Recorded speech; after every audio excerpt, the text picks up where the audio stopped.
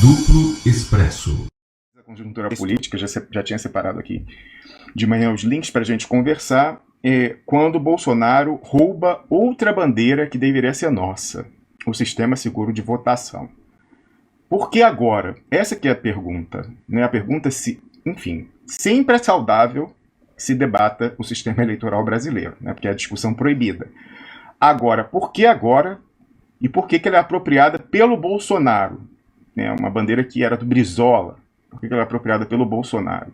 Né? Ela não foi apropriada pelo governo. Você viu o general Heleno falar da urna? Você viu o general Mourão falar da urna? Você viu o major Vitor Hugo no Congresso, né, o líder do governo na Câmara, falar da urna? Ou foi a pessoa física Bolsonaro? Né? E nos Estados Unidos, em viagem, eu tenho algumas hipóteses, não tenho fonte no Palácio do Planalto, não tenho fonte no staff do Jair Bolsonaro, então tem algumas hipóteses que a gente pode relacionar ao que aconteceu até aqui. Né? Agora, o mais importante nessa pergunta é aquele cui bono e o timing. Né? Então, as meta-perguntas, né, meta-análise que a gente faz sempre sobre o noticiário. Então, em vez de entrar e responder por reflexo, se o Bolsonaro falou A, então eu tenho que falar menos A. Não, de forma nenhuma. É indefensável o sistema de votação no Brasil. Né? Anos e anos e anos dos experts mais engajados, como o Diego Aranha, que teve até que, em alguma medida, isso incentivou a sua saída do Brasil. Hoje ele era professor na Unicamp, hoje em dia ele é professor numa universidade em Copenhague, na Dinamarca, porque houve muita pressão quando ele mostrou algumas fragilidades no sistema eleitoral. E cada ano eles dizem que remediaram a fragilidade anterior, mas novas são criadas, enfim. E o que aconteceu nesse ano? Qual foi o desdobramento relevante para a história do sistema de votação? O TSE emitiu uma resolução, um instrumento, dizendo que o Exército passava a ser uma das instituições que faria a verificação da programação, da transmissão e da totalização. São as três fases em que há vulnerabilidades no sistema de votação atual brasileiro. Né? Então, e há, inclusive, se eu tivesse tempo, eu ia procurar aqui, não pude, infelizmente. Nas minhas redes sociais eu compartilhei tempos atrás, a gente chegou a comentar aqui no programa com a presença do Piero Leiner, que também anotou esse desdobramento do Exército ser habilitado. Né? Isso aí foi a senha, né, de que realmente está tudo dominado.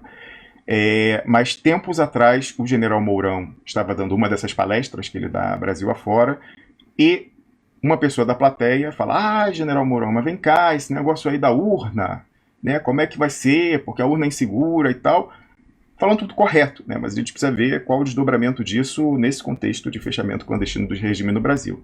E o general Mourão falou o seguinte: não se preocupa não, que a gente está de olho nisso, nós vamos resolver essa situação e vai ficar sob nossa responsabilidade. Meses depois, se não semanas depois, sai a resolução do TSE habilitando o Exército para ficar por dentro da programação do método para transmissão e totalização da votação. Eu devo dizer o seguinte, né, a gente já trouxe mais de uma pessoa aqui ao programa, inclusive pessoas que exerceram mandatos, e a conversa de boca pequena, que principalmente em eleição proporcional, é comum, né? É comum.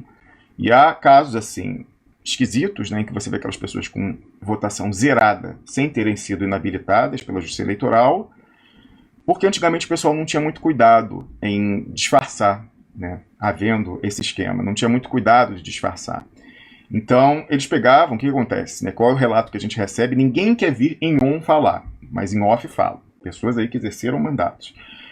Que a pessoa que teve o voto proporcional é uma das formas, tá, gente? Assim, se a pessoa que recebeu uma votação proporcional e não chegou ao quociente eleitoral, ela não teve a votação mínima para entrar naquele cargo por eleição proporcional, ela recebe a ligação de alguém aí do esquema da Justiça Eleitoral e fala: olha, você não entrou, tá aqui, sei lá, com 15 mil votos. Vamos dizer, o quociente eleitoral era 50 mil, você conseguiu 15.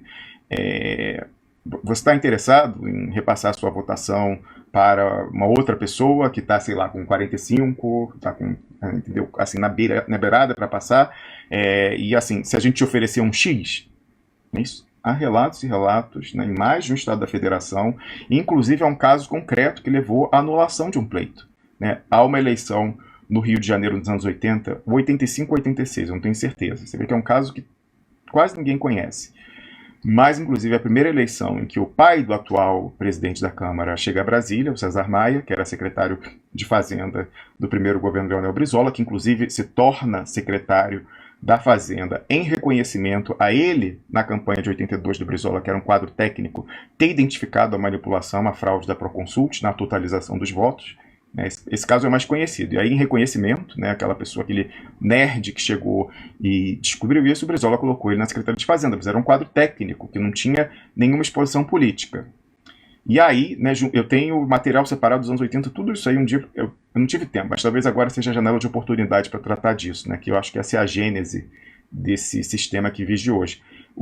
Disse aí o pessoal que acompanhava a política que nesse momento, a despeito do Brizola, que não sabia disso, o César Maia, ficando na Secretaria de Fazenda, teria montado, permitido que fosse montado, o tal do caixinha do ICM, como se chamava naquela época o ICMS, em que você administra a sonegação combinada com grandes contribuintes e em troca, uma percentagem do que não é pago ao Estado vai formar um caixa 2 para partido, para uma determinada pessoa. E aí há esse relato no Jornal do Brasil, dos anos 80, de que, segundo esse relato, na Secretaria de Fazenda do César Maia tinha sido articulado esse esquema com os fiscais do ICM. Eu não sei se foi a primeira vez, mas pelo menos ali é certo que foi articulado. E que esse dinheiro formou um caixa 2 que teria comprado a primeira eleição do César Maia para a Câmara Federal.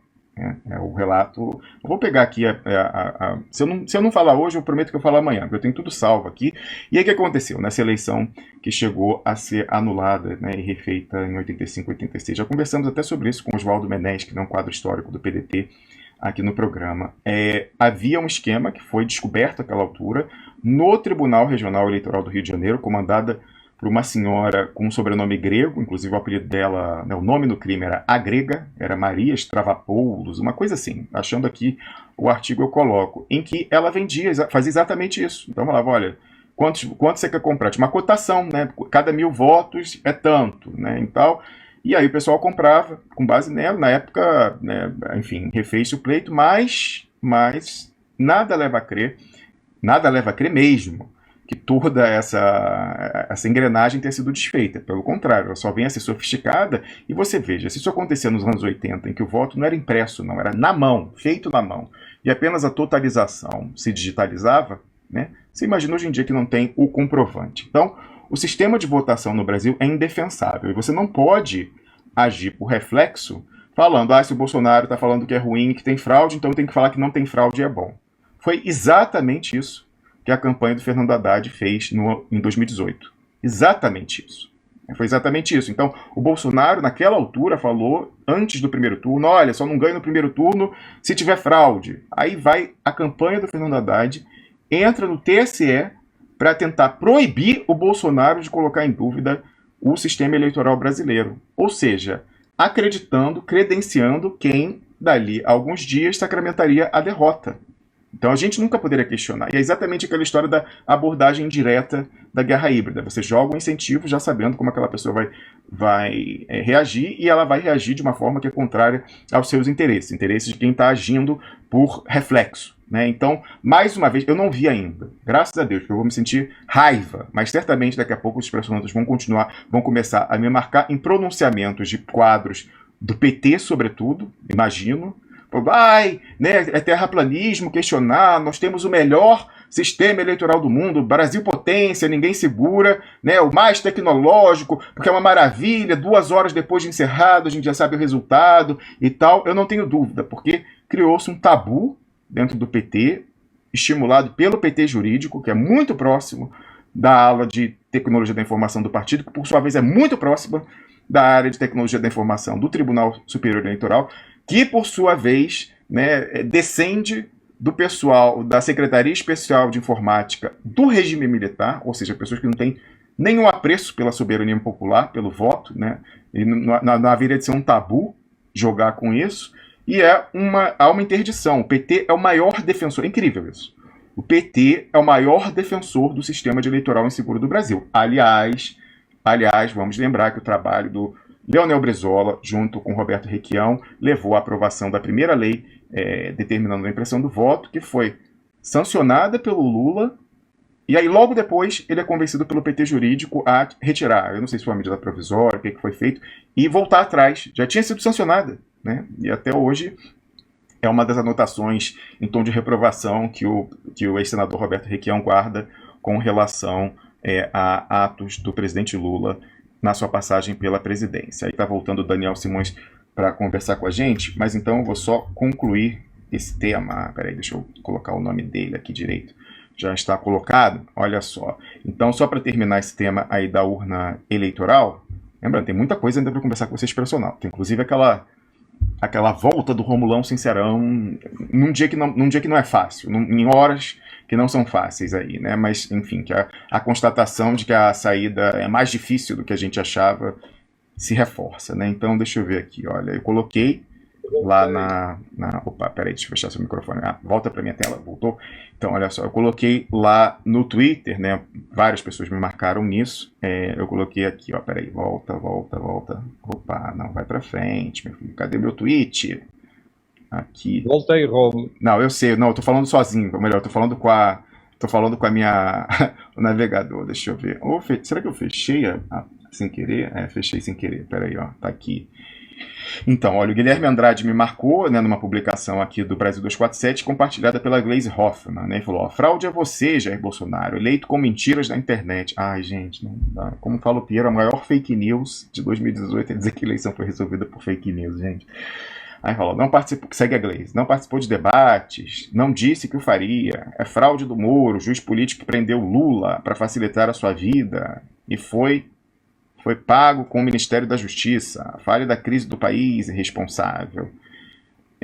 Irresponsável por quê, senadora Gleisi? Porque eu nutre tanta simpatia. Irresponsável por não falar da crise, eu concordo, ou irresponsável por colocar em dúvida o que é indefensável com o sistema eleitoral do Brasil? Né? Ainda bem que não está detalhado. Se é a segunda hipótese, ainda bem que não foi detalhado o suficiente, a gente pode ficar na dúvida. E aí o Guilherme de Andrade me marcou e falou o seguinte, o pior é que o Bolsonaro está certo, pois o resultado já estava dado, nem precisava ter segundo turno. O PT, que devia não ter participado para poder denunciar a fraude, que era a própria eleição. No final, mais uma vez, só deram munição para o adversário. E isso foi o que a gente defendeu no Duplo Expresso, mas não que o PT não lançasse candidato, anunciasse uma retirada da eleição, não. Que tivesse radicalizado e mantido até o fim a candidatura do Lula ao preço do TSE caçá-la. Né? Não era o PT que tinha que dizer eu não participo, era o TSE caçar. Aquela derrota estava dada, né, e o que a gente poderia fazer é tentar diminuir o valor simbólico dela. Foi isso que a gente defendeu e até hoje estamos convencidos de que esse era o curso correto e o tempo nos deu razão. Né?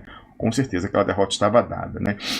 E aí, olha só, outra pessoa aqui, a Mônica, comentou o seguinte, ó, estão roubando, parece que dessa declaração foi bastante repercutida no Jornal da Record. Né? E aí tá aqui, ó, a Mônica, a nossa cara expressional, Tamone USP, comentou o seguinte, ó, estão roubando tudo, até o nosso discurso de que o sistema de urnas é passível e muito de fraude.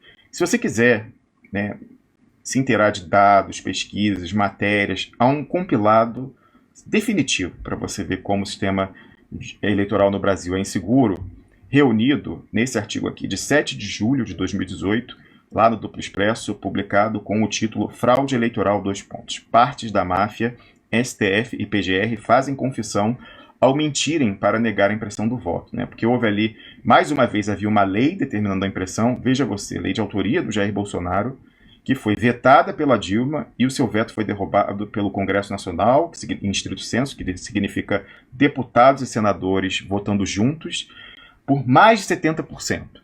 Aí você fala, ué, mas se o Congresso Nacional que foi eleito nesse sistema, por que ele é contra? Porque ninguém aguenta mais ser refém da justiça eleitoral e dessa máfia. Primeiro, porque você tem que pagar, e não é barato comprar o voto. E segundo, que se você não pagar, podem tirar o voto que você efetivamente teve. Então, a classe política tem todo o interesse em parar de ser refém, parar de ser extorquida pela fraude na justiça eleitoral. Isso em off as pessoas vão dizer, mas em on não vão, porque elas têm medo justamente de serem sancionadas pelo sistema. Impressão do voto não vai haver mesmo. E olha, você que está me assistindo, eu vou fazer aqui uma aposta ousada. Será que eu vou errar? Mas eu aposto. Não vai haver impressão do voto. Não há o menor risco de haver impressão do voto. E o Bolsonaro fala isso nesse momento, justamente não havendo a possibilidade de haver impressão, é que é curioso e a gente tem que passar numa segunda etapa a especular sobre as suas razões. Por que não vai haver impressão do voto? Porque para um regime que está se fechando clandestinamente, Não há nada melhor do que o atual sistema eleitoral do Brasil, que não deixa prova da votação para uma recontagem, né, e para uma auditoria. Então, assim, imaginando, por que o Bolsonaro faz isso? Primeiro, ele tem várias hipóteses que não são mutuamente excludentes. Então, diante do crash aí da Bolsa, isso é um tema que mexe com as paixões, né? Ele vem trabalhando isso na base dele há muito tempo, e você consegue fazer um sequestro de pauta.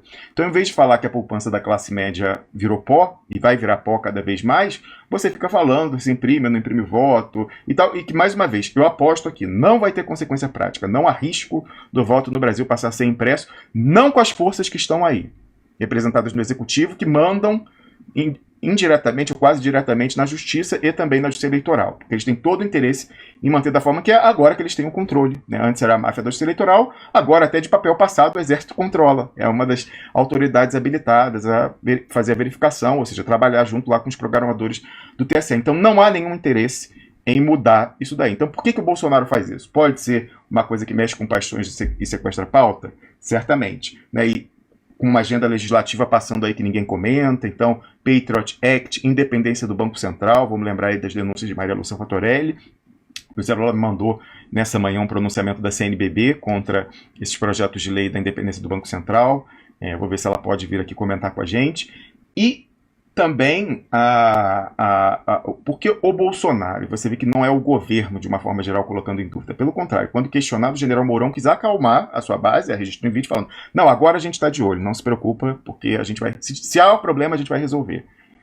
Aí eu penso, foi uma ousadia do Bolsonaro, em estando numa viagem estrangeira, não estando cercado por todo o staff de generalato entreguista que normalmente está no seu entorno? Porque o Bolsonaro, que a gente vem descrevendo semana após semana, mês após mês, ele hoje em dia é totalmente refém desses generais, né? Eles têm ele totalmente controlado, usando até a história da Marielle Franco, né? Que eles vão administrando. Vai e volta, vai e volta, vai e volta.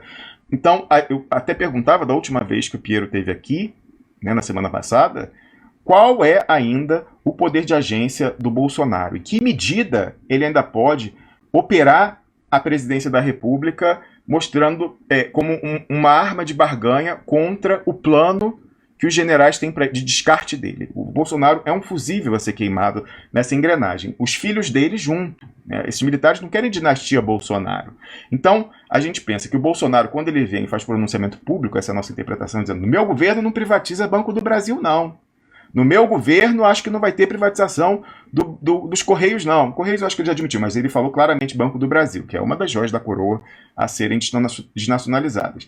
Toda vez que ele faz esses pronunciamentos contrários à agenda do Paulo Guedes, a gente lê ele falando, olha, mal ou bem, se vocês querem manter o formalismo, a ilusão das instituições que são normalmente, quem tem que assinar sou eu. Né? Quem está com a caneta sou eu. Então a gente tem que chegar... Eu posso dificultar, não posso impedir, sou refém de vocês com toda a minha capivara, a capivara dos meus filhos e até essa história de assassinato da Marielle. Se vocês querem que eu pare de dificultar, isso é operar ali o poder de agência deles. Se vocês querem que eu pare de dificultar, operar a presidência da República, operar a caneta presidencial. É isso que o Bolsonaro está fazendo para garantir o paraquedas de ouro dele, o golden parachute dele e dos filhos, o futuro, já que ele já deve ter percebido nessa altura que ele é um fusível a ser queimado, né, e descartado para o opróbrio, ele e a sua prole. Então, ele está operando para tentar garantir com essas pessoas que estão agora controlando o processo político, naquele que a gente chamou aqui, né, de um deep state iraniana no Brasil, né, os 4 cavaleiros do Apocalipse, 4 cavaleiros não eleitos, a mídia, a velha, a Globo e a nova rede social estadunidense, a finança transnacional e 2 castas do Estado não eleitas, né, a juristocracia e os militares de alta patente, o generalato, né, o alto comando. Então, esse pessoal controla o processo político com ficha limpa, etc., e financiamento, controlam quem pode ser candidato, quem pode ganhar, quem pode governar sem ser desestabilizado, quem depois pode se reapresentar e não ter suas contas reprovadas, cair na improbidade, etc. Então, eles vão escolher só quem não coloque esse projeto de subordinação do Brasil ao imperialismo anglo-saxonista em xeque, quem questione isso, né? Então, você pode ter a tal festa da democracia, como foi em 2018, entre Fernando Haddad, né, que disse que ia vender reservas, que disse que ia botar Marcos Lisboa, coautor da Ponte para o Futuro, como ministro da Fazenda, Marina Silva, né, que dizia mesma coisa, Meirelles, mesma coisa, Bolsonaro com Paulo Guedes, né? Então você não pode questionar o neoliberalismo no Brasil de um lado e a subordinação geoestratégica ao decadente, mas ainda hegemônico, imperialismo anglo-sionista. Então essa é a tal festa da democracia que esses 4 cavaleiros do apocalipse não eleitos vão garantir daqui para frente, se realmente eles conseguirem consolidar esse modelo de noocracia a iraniana, né? Palavra difícil, mas você vê, eu visualizei isso, escrevi 2016, 2017. Com o tempo só foi confirmando. O que acontece? Nesse quadro, não faz sentido nenhum, já que eles agora estão com pleno controle, eles quererem imprimir o voto e que a soberania popular possa colocar em xeque esse modelo, né? Então, é perfeito. Por isso que eu falo que não há risco. E aí, eu leio em um Bolsonaro em viagem, portanto, menos cercado que o usual, trazer essa questão da impressão do voto. Eu leio nisso, primeiramente, sequência de pauta, pode ser, mas eu acho que principalmente é ele mais uma vez operando a presidência, operando o que ele ainda é para esse consórcio do poder. Porque o Bolsonaro é a figura carismática, daí que tem densidade eleitoral. Mas pode questionar se ele tem tantos votos quanto que foi dito no segundo turno, eu não tenho como saber. Agora, que é possível criar a sensação, a percepção social de que há bolsominion, há bolsonarista, isso é certo. O que existe, o que você identifica no seu dia a dia? Bolsominion ou helenominion? Mourão-minion? Até morominion? Né? Quem tem uma ascendência carismática maior, de forma que, se um resultado eleitoral vier de ganhou o Bolsonaro reeleito, ganhou esse grupo reeleito, quem causaria menos estranheza para a população? Aquele que você vê ostensivamente, que tem uma base social, né? A gente pode questionar o seu real tamanho, mas que tem uma base social, ou pessoas que não têm nenhuma base social, como um Mourão da vida, como o General Heleno, etc. Então, um dos objetivos desse pessoal que está no consórcio de poder é justamente desidratar o Bolsonaro. Por isso que ele vai sendo queimado lento e gradualmente. Eles querem acabar com essa ascendência carismática que ele tem, sobretudo na base das Forças Armadas e nas forças policiais, né? Isso é perigoso, pode quebrar a hierarquia. Então, eles querem queimar o Bolsonaro, é para ele sair como um fuzil queimado, mas eles têm que fazer isso lento e gradualmente, de forma que não ameace a ocupação atual do bloco de poder, não é?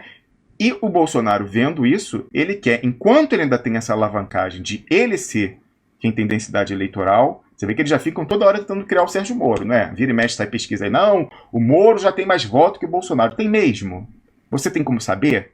Você confia nos pesquisas do Brasil? Mas eles ficam toda hora tentando mostrar Bolsonaro, você não é tão importante pra gente, não. A gente já tem uma alternativa que dá tanto voto contra você. É verdade? É mentira? Quem vai dizer? Folha com Datafolha, Globo com Ibope e a Justiça Eleitoral com voto não impresso.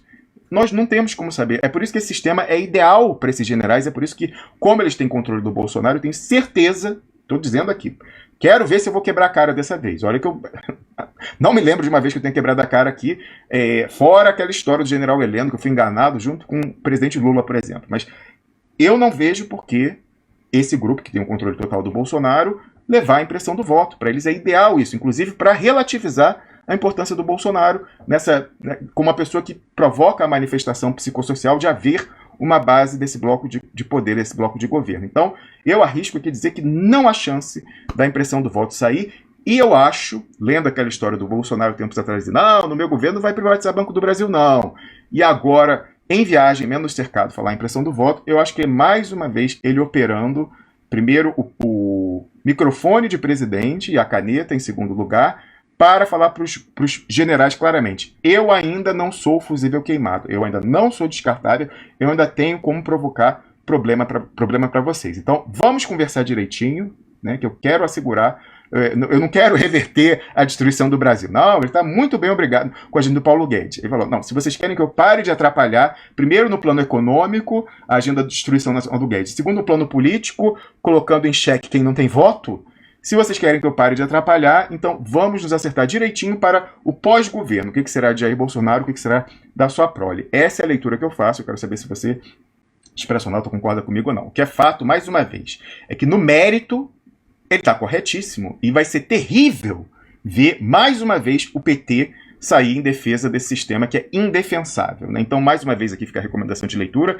Inclusive, você vê uma pessoa que empunhava a bandeira da impressão do voto, até pela sua origem brisolista, era o saudoso Paulo Henrique Amorim. Nós contamos com a grande honra dele ter pego esse artigo aqui, Fraude Eleitoral, : Parte da máfia, STF e PGR fazem confissão ao mentirem para negar a impressão do voto. O Paulo Henrique Amorim pegou e republicou lá no Conversa Fiada a essa altura. E realmente, assim, com pessoas que acompanharam muito de perto ao longo dos anos aqui, é um compilado de várias coisas esquisitas que você fala, olhando isso aqui, não tem como defender esse sistema eleitoral no Brasil, né? Então, aqui a Gleisi Hoffmann ficou, né, em cima do muro, falou, irresponsável e tal, mas não chegou a defender nominalmente o sistema de votação, ficou ali em cima da navalha. E eu queria registrar aqui, né, que aos poucos o tabu começa a ser quebrado, né? Então, tem uma pessoa aqui que é petista, que várias vezes questiona alguns posicionamentos nossos em defesa do partido, mas é uma pessoa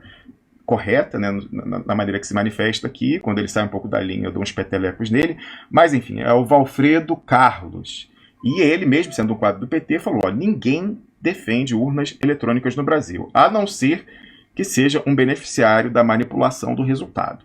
O problema foi colocar o processo eleitoral na mão de juízes e não de cidadãos. Mais do que juízes, Valfredo, juízes bandidos, né, que criaram essa máfia desde os anos 80, quando começa a processo de digitalização da contagem de votos, e hoje em dia até na própria votação, não deixando prova, contra-prova para uma recontagem, para uma auditoria. E eu registrei, eu falei, muito bom, muito bem. É raro um petista ousar falar isso. Há uma estigmatização enorme dentro do partido desse tipo de questionamento. E que foi um trabalho, né, muito engajado da turma do PT jurídico, da turma do José Eduardo Cardoso.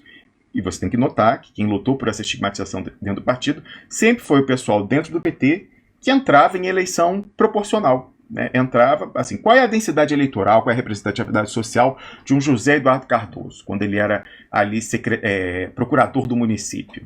Ele tem mais voto do que, assim, pelo menos numa análise preliminar, do que lideranças de movimentos sociais, sindicalistas dentro do PT? E como que sempre, né, nesse sistema proporcional, em que dentro da sigla quem tem mais voto vai na frente e entra, como que o Cardoso sempre conseguiu entrar em toda eleição proporcional que ele disputou? Né, começando na cidade de São Paulo, como vereador, deputado federal e tal. Não é curioso, né, que a pessoa que interdite a discussão estigmatize, falando que dentro do PT que é terraplanista, quem quer apenas o papelzinho do Brizola, sempre tenha sido beneficiado pelo esquema? Então há essa interdição. E é incrível, os petistas são mais realistas que o rei, porque vamos falar a verdade, você pode ter todas as restrições ao PT, mas qual sigla hoje tem o voto popular, né? Historicamente, né? E qual força política? É o Lula. Então, como é que quem tem voto de verdade não quer resguardar o voto, né? Então foi um trabalho, assim, a gente tem que tirar o chapéu dentro do PT de interditar esse debate, e os petistas são sempre mais realistas que o rei, né? E fazem o jogo desse esquema, da justiça eleitoral, que a gente ouve. Se a gente sabe, você acha que o pessoal do PT não sabe o que acontece em votação proporcional Brasil afora?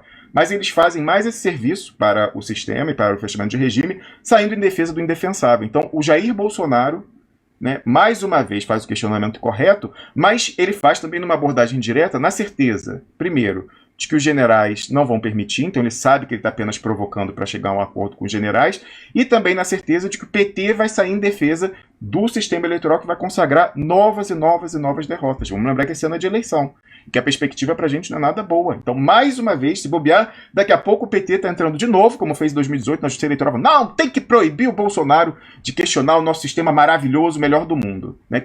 Que países muito mais avançados tecnologicamente, Japão, Alemanha, né, Estados Unidos, nenhum tem isso, né, do voto sem a contraprova, mesmo que adota o voto eletrônico, voto sem contraprova que permita a recontagem e a auditoria, né? Então, mais uma vez, ele faz isso na certeza, primeiro, de que não vai acontecer, né, que está a atição da base social dele para mostrar para os generais que ele ainda não é descartável, que é preciso chegar a um acordo com ele, mas, em segundo lugar, na certeza de que o PT vai, mais uma vez, sair em defesa do indefensável, inexplicavelmente, quer dizer, inexplicavelmente por todo do partido, que se deixa sequestrar pelo interesse de quem dentro da sigla não tem voto, como o senhor José Eduardo Cardoso, não é? Duplo Expresso.